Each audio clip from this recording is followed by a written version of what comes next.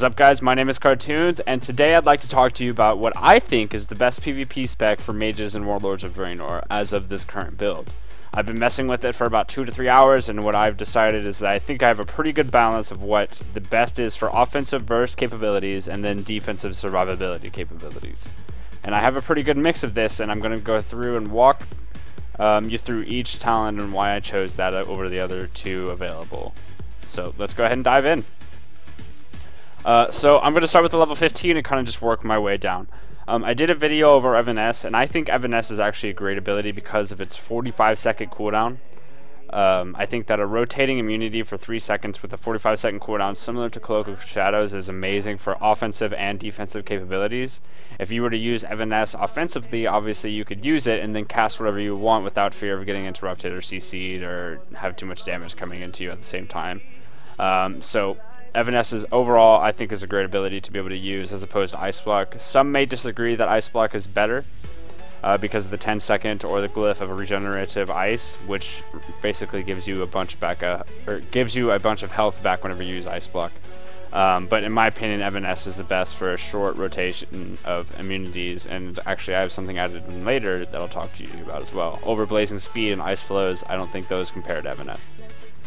For level 30, I go for Ice Barrier. I think Ultra Time is actually kind of useless now because, well, not useless, but majorly nerfed, because it doesn't give you back the buffs and the debuffs portion of the spell that you use whenever you had Ultra Time and Mist of Pandaria. It only gives you back your health and your location. So these two things are great, but it doesn't really make sense for what you're trying to do as a Frost Mage. You're trying to look, if in the previous times you'd use Ultra Time to get back your full set of procs from your Fingers of Frost and your Brain Freeze procs, but that no longer works. So I think Ice Barrier is actually the best to go with over Flame Glow or Ultra Time, and Ultra Time is now a 15-second duration, which is really odd to me. I don't know why it's a 15-second duration, but that's really besides the point. Ice Barrier absorbs 8,000 damage every 25 seconds. You know, it's a pretty great ability. I think we should go for it. For level 45, I go with Ring of Frost. These talents actually haven't been changed at all for Mist of Pandaria. Ring of Frost has been the dominant choice over Ice Ward and Frost Shell for the Frost PvP spec historically, and I think it pretty much should stay that way. So that's a pretty self-explanatory one. Let's go ahead and go with Ring of Frost. Now for level 60, this one's kind of odd, but I think Greater Invisibility is actually the best choice over Cold Snap. Now, people will say that you can refresh Evanesce cooldowns with your Cold Snap ability, but the healing was actually nerfed down to 22% of your maximum health.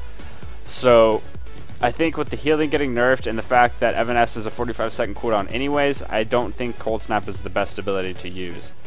Maybe if you were to use Ice Block instead of Evanesce, yes, Cold Snap would be better over Greater Invisibility, but Greater Invisibility enables you to have 2 immunities that are not on the same cooldown, which is a really big deal.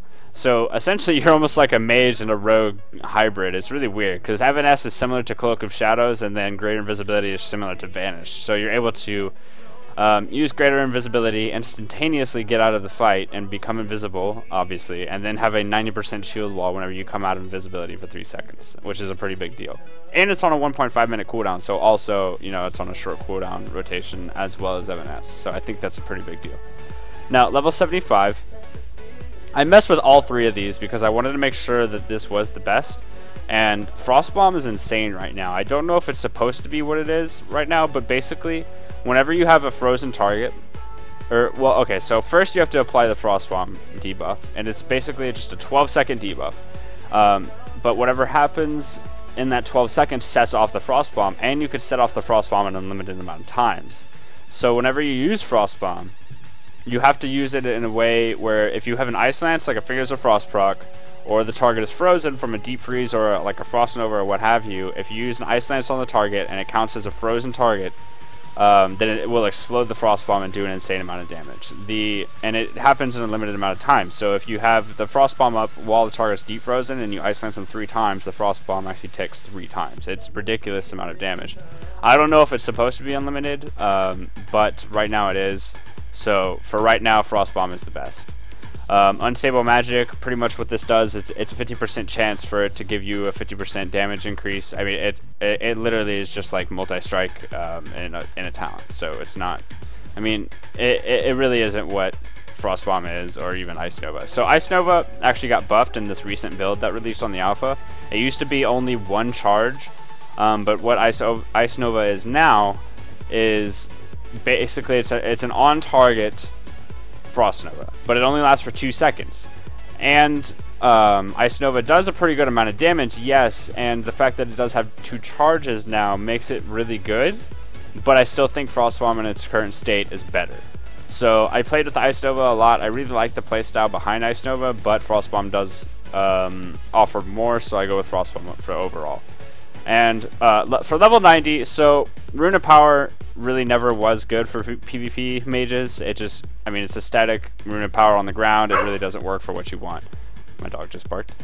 Mirror Image is great, but you don't really need it for PvP over Encounter's Flow. Encounter's Flow is pretty much a 25% damage periodically, 25% damage increase periodically, which is pretty good. It builds up. It goes 5%, 10%, 50%, 20%, and then 25%, and then it'll, you know, cycle back down.